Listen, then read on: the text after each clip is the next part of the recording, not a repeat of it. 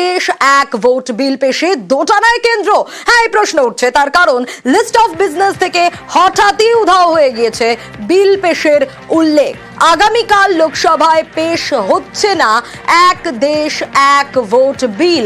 আরো বিস্তারিত এই বিষয়ে জানাতে পারবে মৈত্রেয়ী। বৃহস্পতিবার মন্ত্রিসভার সায় মিলতেই বিল পেশের তোড়জোড় ছিল, তাহলে হঠাৎ কি হলো?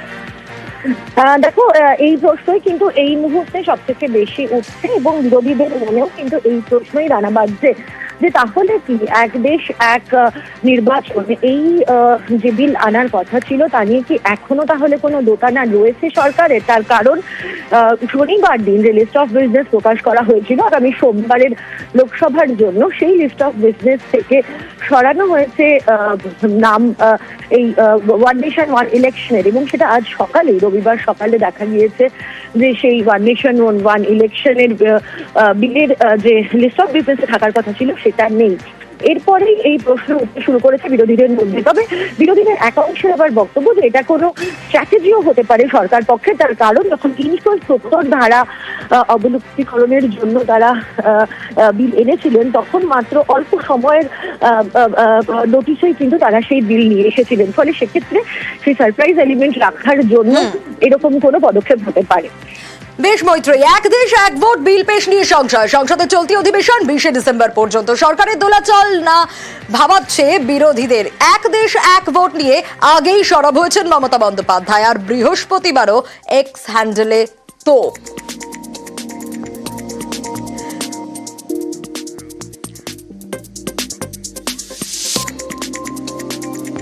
এক দেশ এক ভোটে না মমতা বন্দ্যোপাধ্যায়ের। তৃণমূল নেত্রী এক্স হ্যান্ডেলে যে পোস্ট করেছিলেন সেই পোস্টের দিকে আমরা একটু নজর রাখবো।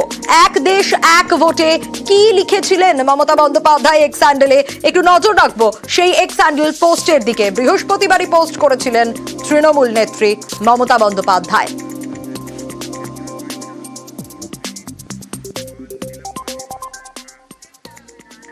বিজেপির কাছে কোনো হিডেন এজেন্ডা নেই।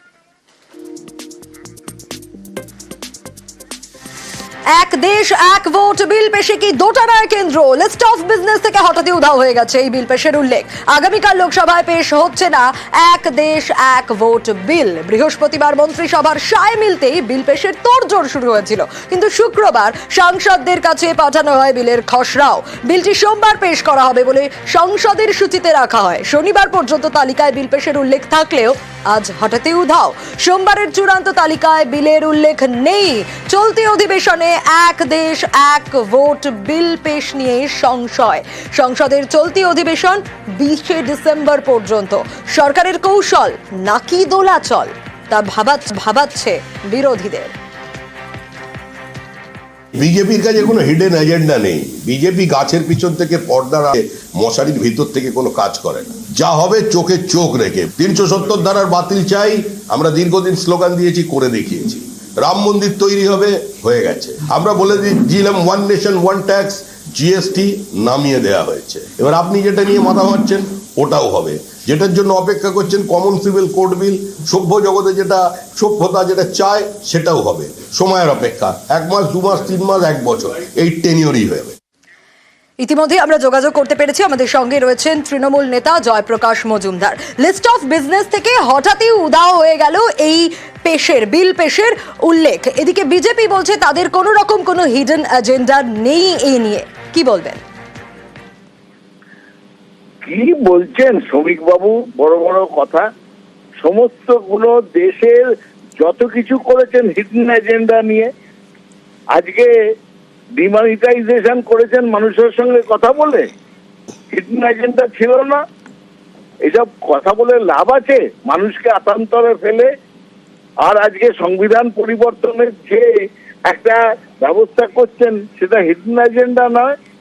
আজকে পারছেন না তাই জন্য আটকে যাচ্ছেন। আজকে মনে রাখা দরকার এই রকম সংবিধান নিয়ে ছেলেখেলা করার জন্যেই আজকে কাশ্মীরে তারা নির্বাচন হেরেছেন। ৩৭০ ধারার কত বড় বড় বলছেন, কাশ্মীরের মানুষ কি উত্তর দিয়েছে সেটা বলছেন না তো।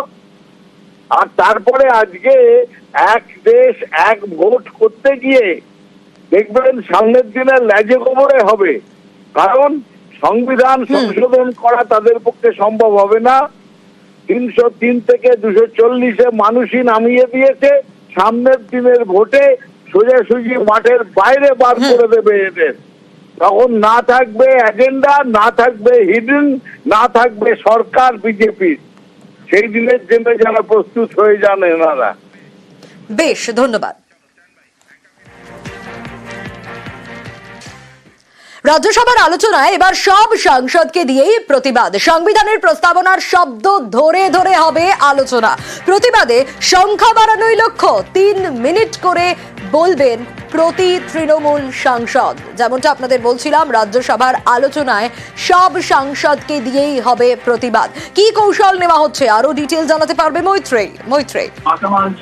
দেখো, যেটা এখনো পর্যন্ত তৃণমূল সূত্রে জানতে পেরেছি যে এবারের যে রাজ্যসভার সংবিধান সংক্রান্ত যে আলোচনা রয়েছে, সেই আলোচনায় তৃণমূলের তরফ থেকে 10 থেকে 11 জন সাংসদ বক্তব্য রাখবেন। সাধারণভাবে যখন কোনো দলকে বক্তব্য রাখার জন্য সময় দেওয়া হয়, তখন তারা বিভিন্ন মূলত 2 থেকে 3 জন সাংসদ মিলে তারা সেখানে বক্তব্য রাখেন। কিন্তু এবার তৃণমূল কংগ্রেসের তরফ থেকে কৌশল নেওয়া হয়েছে যে সংবিধানের বিভিন্ন শব্দ, যেমন উই দ্য পিপল, গণতন্ত্র, এই ধরনের শব্দগুলি কি প্রেক্ষিত এবং এই মুহূর্তে তারা কোন জায়গায় দাঁড়িয়ে আছে সেই নিয়ে তারা বক্তব্য রাখবেন এবং 3 মিনিট করে প্রত্যেকজন সাংসদ তারা বক্তব্য রাখবেন। আগামীকাল এবং পরশু রাজ্যসভায় আলোচনা রয়েছে সংবিধান নিয়ে। বেশ মৈত্রেয়ী।